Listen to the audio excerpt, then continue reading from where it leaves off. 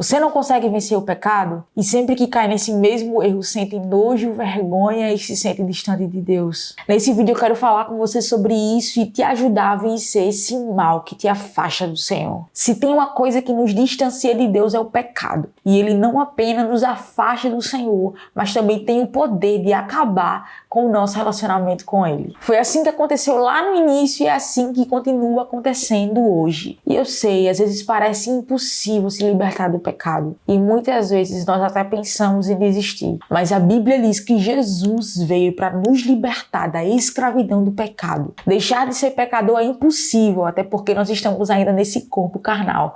Mas deixar de ser escravo dele é possível e a Bíblia nos garante isso. E agora eu quero te dar alguns conselhos e te mostrar o que realmente funciona nessa luta contra o pecado. E o primeiro conselho que eu quero te dar é: entenda a gravidade dele. Você nunca vai conseguir vencer o pecado sem entender o quão grave ele é. O pecado não é um erro, o pecado não é um problema. O pecado é aquilo que te arranca, que te separa, que te afasta de Deus. É o que destrói a sua vida com Ele. Eu vejo muitas teologias demoníacas por aí afora que tentam diminuir a gravidade do pecado. Mas quando nós olhamos para a Bíblia, quando nós olhamos para a palavra de Deus, nós entendemos o quão sério, o quão grave ele é. Muitas pessoas não conseguem vencer o pecado porque levam ele como se fosse uma brincadeira. Algo sem importância, como se a qualquer momento que ele quisesse parar, ele pode fazer isso. E não é assim. Se você mantiver esse pensamento, você nunca vai vencer ele. E se você tem esse pensamento de que, eu faço, mas a qualquer hora eu posso parar, você não entende nada do pecado. Você pode ter uma ideia sobre o que ele é, mas você não tem o conhecimento necessário que você precisa ter para você entender o quão grave ele é e para você parar de pecar. Entender a gravidade dele vai ser o início de tudo. É o que vai te conduzir a realmente mudar de rota. Lembra da história do filho pródigo? Quando ele se vê ali naquele lamaçal de porcos comendo as bolotas e quando ele lembra daquilo que ele tinha quando ele estava na casa do pai, ele se dá conta do quão perdido e do quão afundado ele estava. E entender a gravidade da situação em que ele se encontrava foi o primeiro passo para a mudança da vida dele. E eu creio que assim vai ser na sua também. Terceiro conselho para vencer o pecado, esse é infalível e você precisa me ouvir: oração e jejum. A oração nos permite confessar os nossos pecados diante de Deus e receber dele cura e perdão. 1 João 9 diz que se confessarmos o nosso pecado para ele é fiel e justo para nos perdoar e nos purificar de toda injustiça. E a oração também não é apenas importante para você confessar os seus pecados, mas também para te dar poder e fortaleza espiritual. A oração nos ajuda a nos manter fortes e vigilantes, recebendo o poder do Espírito Santo para resistir o pecado. Efésios 6,18 vai dizer assim: orem no Espírito em todas as ocasiões, com toda oração e súplica. A oração não deixa a nossa guarda baixar. Quem tem uma vida de oração não tem uma vida de pecado. E quem tem uma vida de pecado não tem uma vida de oração. Confissão de pecados, fortaleza e poder espiritual, mas também comunhão com Deus. Através da oração nós conseguimos manter uma vida íntima de contato e comunhão com o Senhor, que nos ajuda a viver de maneira pura e santa. Tiago capítulo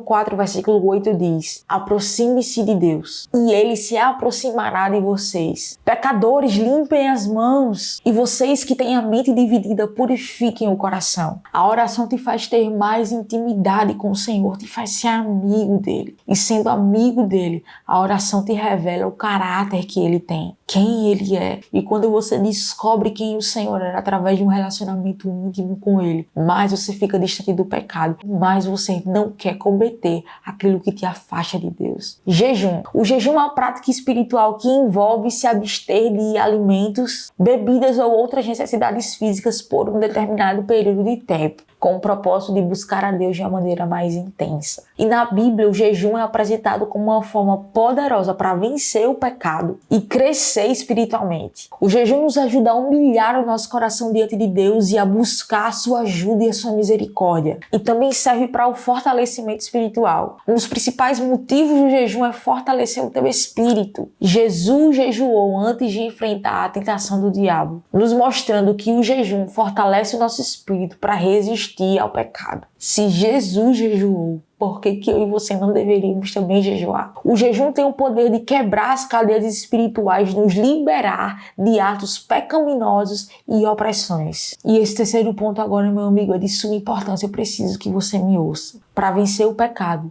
descubra quais são os seus gatilhos mentais e mude de atitude. Descobrir os gatilhos que te levam a pecar é fundamental para a tua transformação e para o teu crescimento em Cristo. A Bíblia nos ensina que conhecer e entender as nossas fraquezas é um passo crucial para a transformação, para vencer o pecado e para viver uma vida mais alinhada com a palavra de Deus. Em 1 Coríntios capítulo 10, versículo 13, nós vamos ver que Deus é fiel e Ele vai nos prover escape no meio das tentações. Identificar os gatilhos é um ato de vigilância e de autoavaliação, que permite com que você busque ajuda divina para superar os seus desafios espirituais. Você precisa entender o que passa na tua mente e quais são os gatilhos que podem te fazer pecar. E isso é de suma importância para que você não caia nos mesmos erros. Porque quando você reconhece esses gatilhos, você consegue orar com mais intensidade e buscar orientação na palavra de Deus e também um apoio com seus irmãos em Cristo. E dessa forma, a vitória sobre o pecado se torna possível, meu querido.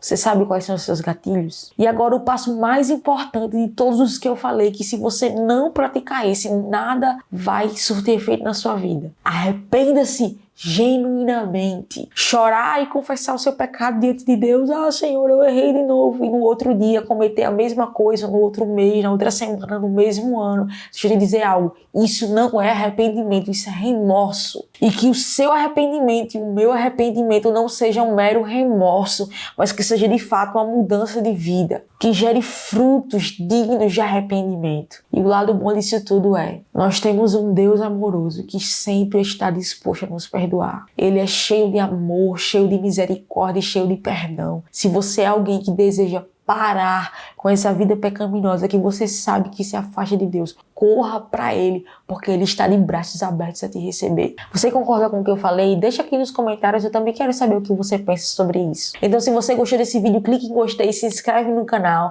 ativa o sininho, porque fazendo isso, o YouTube vai entender que o conteúdo que a gente produz aqui é relevante para você e vai te avisar, te informar todas as vezes que a gente lança vídeo novo aqui no canal. Amém? Deus te abençoe.